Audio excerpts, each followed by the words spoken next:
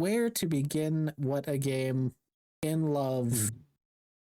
Now, you were iffy on coming in. You weren't going to get early access right away. Yeah. We dabbled in 5 a little bit leading in, but it really wasn't your jam of, I'm there day one, want to be excited, like, all the whole thing. You're in now, arguably more time spent in it than me, grinding out achievements, grinding out collectibles. Beat the story because you're on Legend Island, correct? You were doing... Yeah. Finished your adventure, at least from that standpoint. Where are you at with Forza Horizon 6? Yeah, I mean, the discussion online before it came out, early access unlocked. It was a lot of people like, who would do this? Like, that's insane. The price is insane. Like, it's silly to play 4 days early. And it's like, that's not what you're paying for, though. That's just to get the people who don't like, who have FOMO.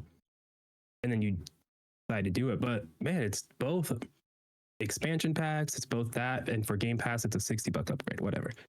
Right? It just kind of made sense. And I got in, whatever. It got me. It's a great game. It's what else to say, it's just like, I remember when it dropped and reviews released, I put in our Discord like, oh my god, what crazy, Forza got getting 10s, 9s and 10s, like what, so wild. It's so expected from Playground Games to have a Forza Horizon game come out and it be a 9 or 10 easily, or not even arguably. Like, it's not, you can argue it's a 10 and maybe a 9. Like, it's just so solid across the board. It's expected, but damn, even when you expect it, it still feels very, very good. I've done all Legend Island. I've done not all, completed all the wristbands. I got to the gold wristband, unlock Legend Island. I've done all of the stamps for Discover Japan section. You get 2 sides of it. I'm deep in the game. I've done all my seasonal stuff for this week. This game came out right as we were potty training our daughter. We started on Sunday. I started really playing on Saturday.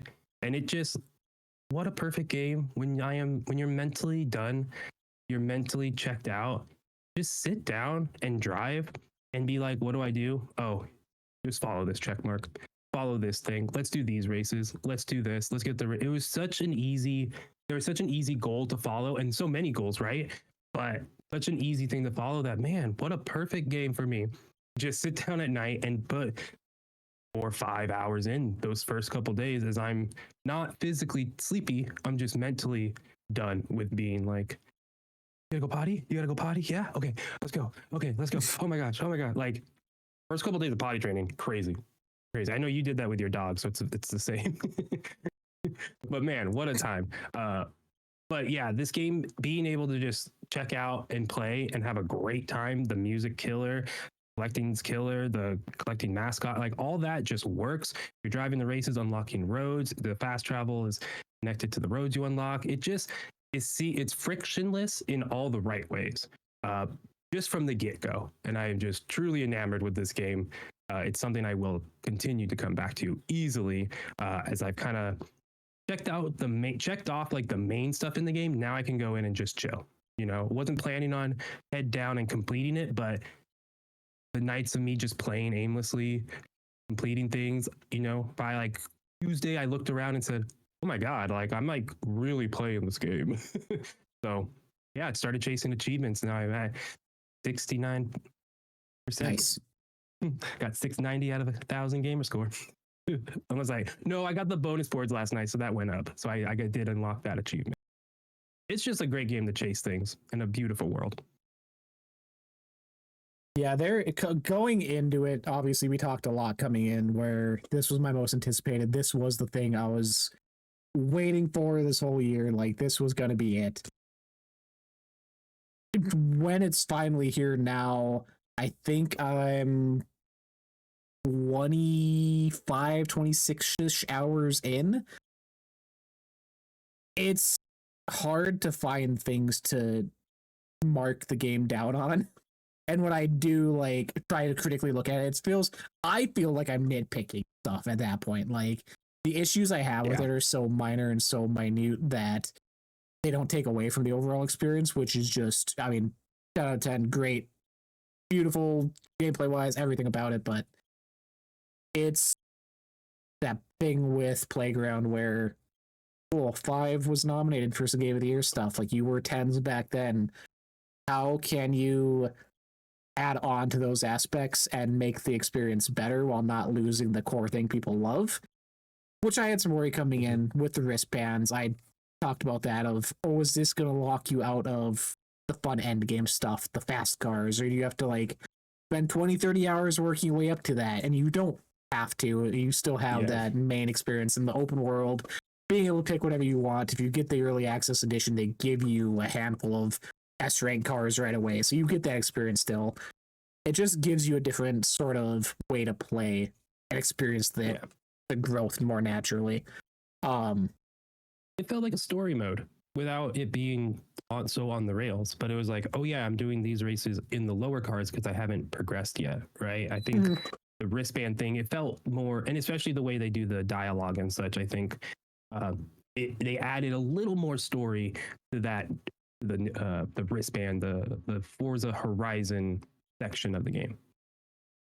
It's a story mode that's not forced upon you. Like you can still take it as you want. It's not, you need to do this to keep going. Like you get your next rank and it pops up 20, 30 different events you can do, the speed trap zones, the jump markers, like that stuff unlocks as you progress. So you can pick and choose when you want to do stuff. If you just want to spend your time cruising around doing the bonus boards, finding the new mascots they added, you could do that while still having the same amount of fun as the regular races and stuff they have in. Like every aspect of it is so well crafted, and it's not, we have this open world, we just dumped a lot of shit into it. Like the bonus boards are put in places for reasons, whether they're at landmarks they want you to see, scenic spots they want you to go to, challenge areas like the bullshit one on the top of the ski lift in the north you have to jump off a cliff for and land just perfect on. Like all that stuff has had thought behind it rather than just Ubisoft dump everything everywhere, have fun. Like the care and thought of the activities, the events. We talked about it with stories, the story modes they have this time around, where there are some where it's challenging you in drifting, it's challenging you in different type of racing events, but they've added day trips in this one, which there's one for each region that is just a casual, hey, you have a cool old-timey car, you're cruising around with a group of people and they're telling you about the region, or they're telling you about history aspects in that, or architecture, or a car. Like it's a complete package in every way of what an open world racing game can be. And I'm sure we'll talk about it here in a bit, but it gets me both equally excited and nervous for Fable coming from them in the same year and what that means. But with Forza 6, like, I'm happy. The series could be gone for 4 or 5 years. I don't think they need to rush into Horizon 7 anytime soon. Let this be its thing. Obviously, we have 2 DLC packs coming over the next year and a half or so. Just let it hang out, let it bring its player base in, let it succeed at what you've created. Yeah, I agree with almost all of that, right? It's hard to say anything wrong. I haven't done a ton of the day trips. I think I've only done one, and I've done more of the, like the Drift Club has multiple story parts where the day trips seem, and they're like challenges to complete. The day trips are seeing you're driving, right? Yeah. And then there's one in the auto shop where you have to go find cars, drive them back, and then test them out and fix them. But all of it is just like given to you. It really is just context of why you're driving and where you're driving to, and somehow it feels different every time. You know, going back to that auto shop story section, you're getting in a car to drive there, pick up the car, unmodded, untuned. You drive it back to the auto shop, and you do this 4 times for 5 different cars. Not same drive, but go to a thing, come back to the shop, right? Same loop. And then they fix the car up, tune it a specific way so it feels different than the other ones, right? And then you go drive it somewhere else and test it out. And that's the same loop over and over for that story. The Drift Club, same idea, but then you're drifting instead of that. Photo mode, you're going to photos. photo of a car instead of, but you're still driving back and forth. It works. It doesn't feel like I'm doing the same damn thing, even though I am. You're just driving. But somehow they made that feel like they unlocked something to make that feel unique and feel like I'm actually doing something different in this mode, in this section of this event. And now I'm just doing, even though it's just driving, it's all just driving. But man, they just like, yeah, a full package. And I think it's really, I love the story stuff, respecting, like, you have, this map is amazing. Japan's beautiful, awesome. It feels like a real world. It's not one-to-one Japan, obviously, but I think the map is phenomenal and feels like a real place. Like you said, not placed around. And yeah, just like a beautiful game. Really, really good.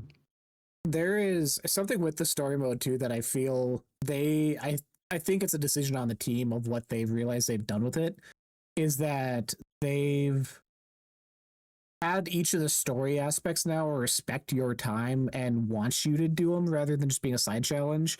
And I say that because in 5, when you would do with the auto shop you're talking about, if you did the first chapter, to do the second one, it would put a different marker on the other side of the map that you had to drive to, maybe forget about in between.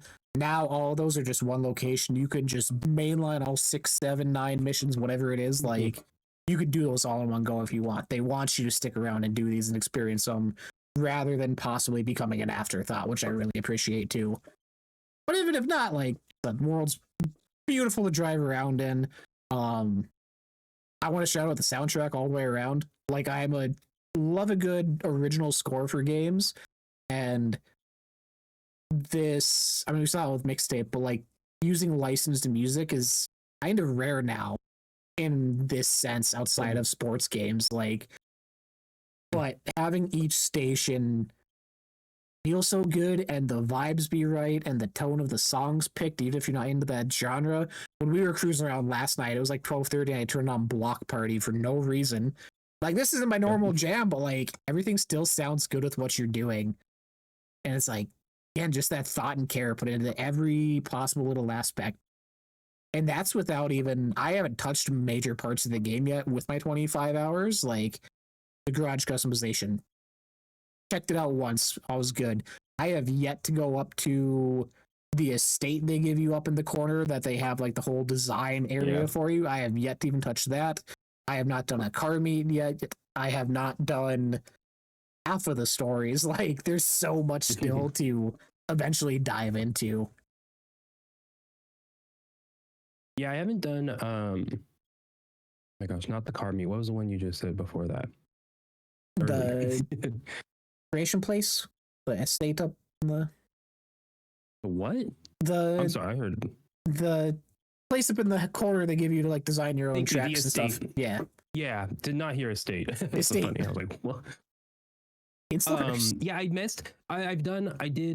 I love seeing all the estates that you can download from the community that other people made, and try them out yourself. That's going to be really cool long term, what that can be. It's just a lot of them are just like XP grind and unlimited credit earning. It's like, all right. But I did do one, drove around some ones. I was like, that's cool. Messed around a little in the estate, where it's just a big empty field. You're able to place all these items. It costs credits, so you do have to earn them, but all the items were unlocked. So that's kind of, I think so. I think I don't recall any being locked, but I only went in once and looked. It's very reminiscent of Fallout 4, like I said last night. The Fallout 4 builder, but not as fine-tuned, not as like not as finely combed, right? There's still issues. It felt a little clunky. The roads, I felt that was weird placing, and when you're trying to put barriers next to them, it didn't. I just like stopped and I was like, this is something maybe on PC would control better. Maybe after an update or two, they can make it work a little better on console and controller, quality of life stuff. But it's something that I don't know if I'll mess with too much. A cool idea. I see how you kind of want to. That's where it's like, what do we do in the sequel to 5, right? It's like, we can't, you had the world and all that. You add a map builder. It makes sense. I'm excited to see what people do with it and where it goes, but not for everyone. Yeah. The garage, I put 3 cars in to get an achievement. Do that. Show off 3 cars in your garage, you get an achievement. Other than that, I don't care about customizing a garage. It was too clunky. You got 3 Perry the Platypuses in your garage. Yeah, oh, I know. No, I actually I use my voucher on the most expensive car because you get a voucher with the thing. So I got like a, what was it, 9 million, 11, whatever it is. I was like, nice. The customization stuff for the little bit I did spend in the garage, that is one area where I feel they could have helped ease players into it to test it out if they had it in the progression. Like I said, I'm pretty sure Well, even the garage stuff, everything is unlocked. Like if even having stuff in wheel spins, or you get your next wristband and it unlocks a new set or a new theme of items, that way to be like, oh, I want to go check that out. That I can see, but it's fine how it is. Like the people who want to invest time in it know it's there and they're going to be there either way. So, I mean, I also feel like this is a system that's fully, at least a garage customizer, fully in Fable. Like, I don't think you'll have an estate type of thing in Fable building roads and tracks, like maybe scaled down, but placing stuff in a room, building out furniture, you know, placing that stuff, that's probably in Fable in your housing, right? You're a landlord, you can be a landlord, right? That's what they said. So I could see this is them testing it out, trying to apply it. I think it makes sense in Forza. I think having a garage that you can customize, that does make sense. It's not weird, but I see that system just they're trying to figure, part of it is figuring it out so they can have it in Fable. that'd be cool. I'd be down. I'd be so down. Yeah. I mean, even just, customizing your room, maybe not as intense as what the garage is, but I think 100% that's what they're doing. But yeah, other than those modes that I haven't touched, have you done any car designing? Do you mess with the livery designs and all that, or are you just look through other creations, pick the one you like? I look through That's everyone else's. Yeah, it's yeah. I used to like try to throw stuff together, and I'm like, oh, that's awesome. And then you get in a race and you see everyone else's stuff, and you're like, this is bad. I'm gonna switch to something else. Like guilted out of my own designs and wanting to show stuff off. But I mean, the creativity stuff for the people there, like wild, fun, memey things, some cool designs, a whole bunch of anime stuff this year around, obviously with the Japan setting, but seeing a lot of cars, from cars. A lot of cars. That's a sentence. Cars. But it's been, I mean, that's been kind of the theme this year, like with Tomodachi Life, and like that user customization has become its own thing and grown even more, and whole communities forming around it. I'm seeing people who will not be named cars on there, but I did see a fun KFC one the other day.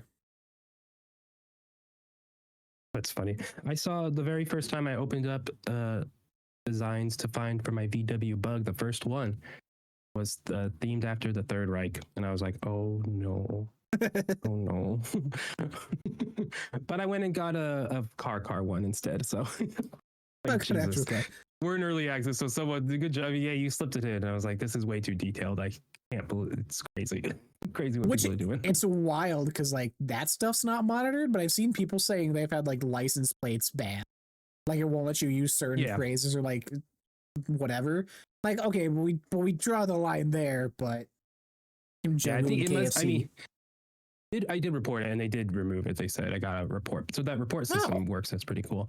Nice. It took like a week, but they're like, oh yeah, that definitely did. We took it down. But yeah, I mean, it is what it is. When you do that, it's open to that stuff. And early, I bet, you know, might have just gone up. It sucked that it was a #1 trending though. Fuck that. Just full stop. Like, fuck that. It does not speak for the community. Yeah. No. But yeah, so yeah, I don't think I'm gonna mess with that stuff. Haven't done that. The multiplayer aspect going into Convoy, you and I playing, is so much better than 5. I'm happy we hopped into 5 before this came out. Loading in together, you in races together, doing events and collecting things, that felt different, and like there were extra steps in Forza 5. In Horizon 6, it does not feel that way. It feels way more streamlined. And again, it's a game made for a new game, right? And they just figured out the tech better. So it just not perfect by any means. There's still some issues. I know the ghosting when you're in races is weird and whatnot, but getting in and out with a friend is so much better than 5. So I'm very appreciative of that. I've done a couple of the Horizon play, the matchmaking, other races. That feels good to me. It doesn't feel clunky. It didn't take as long. Whereas 5, I was like, eh. And maybe that's just my bias. After playing 5 for so long and us hopping in, I'm like, I don't want to do that. But yeah, I think the multiplayer aspect is well improved overall. Yeah, the multiplayer and with that quick resume and stuff, like I was gonna say, yeah, quick resume. That's been so good. Every online game has had that issue where you can use quick resume, but it's going to kick you back to the menu and you have to load it anyways. This does it in game naturally. You'll spawn in exactly where you're at, and then it'll put you back in the online stuff over time. Like, it's so seamless, and that's the kind of quality of life and updates that I wanted to happen. That this is the first major one I could think of that is a feature it lets you do and doesn't hinder your experience by being an online game, which is good for the future. Like, that gives me hope for other things coming out later, that it's not going to be this kind of wall you have to pay every time when you load in if they keep quick resume in the future, which you would hope. Yeah, well, like games like Destiny, you know, I'm done playing, I go and quit app because it's gonna make me close it and restart anyways. But now it's like Forza, I'm like, I don't need to do that, and that difference is you're actually using your feature of your console, of your brand. And I think obviously an Xbox game, studio games, better fucking use quick resume and use it well. So congrats, Playground, you did it. I think that's a technical achievement, right? It's like you said, it's really cool. Just like, oh, I'm in a world by myself, and then slowly you see other players populate as you finally load on the servers. It's all in the background. It's just really cool. It's really cool. Pick up and play. It's what made like potty training so nice too. Like, because I could just pick it up and I'm right where I was. I do want, because you're a bigger fan of the city itself in the game, which to me is probably the lowest point/region for me. And I think that's partially thinking about it is coming in from expectations I had in my own head, coming back from Forza Horizon 2, which is where I jumped on the series, and every year Japan was the gem we couldn't get. It was the promised land everyone wanted, and the thoughts and mock-up designs of this high-rise city drenched in neon 24/7, and that imagery, and we're not quite there, but the city itself is still good. It's not what people may have expected or I wanted personally, but its purpose and design and layout, and again, probably practicing for Fable, like you said, is still there and good. But yeah, like, I mean, I get the design, and well, I get what you're saying with like the stylization of it. I think it goes, obviously it's a realistic looking game, and surprise, it doesn't look all shiny and bright. That's just photos. yeah. But I think when you do the night races, when we're both playing on Series X, by the way, I think that's assumed, but good to mention. I'm playing on quality, not performance, so I'm going up. Yeah, I am too, I believe. Okay. But once you do some of the street races, which mostly are at night, and you're doing that in the city, you get rain coming down, and like there you see the reflections, the colors and whatnot. The saturation, of course, could be boosted a little more.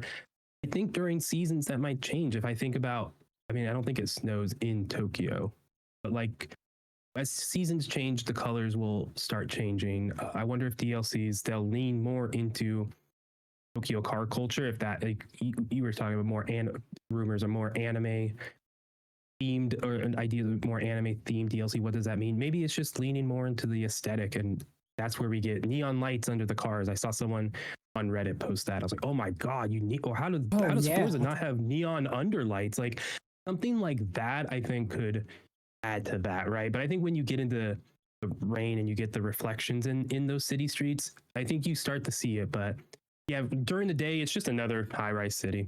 I get that. But I think the map design is really good. The road layout, it feels like a real city to me. And it's a maze. You're turning around. You're like, how the fuck do I get on this freeway? Like, where's the on-ramp? Like, I have to pull up the map and map it, you know, actually figure it out. And I think that's cool. And for me, I think Fable is centered around one big city following 1,000 NPCs. It's got to be an intricate ass city. It can't feel weird. And I think you take the map in this game, there's a lot of creative. It looks like it's a good map. That I tried to be creative with my words and it failed. I think there's just I'm hopeful, and it makes me feel good about what Fable can look like from a city design spot. I think back to like The Witcher 3. Those cities feel way different than like Starfield.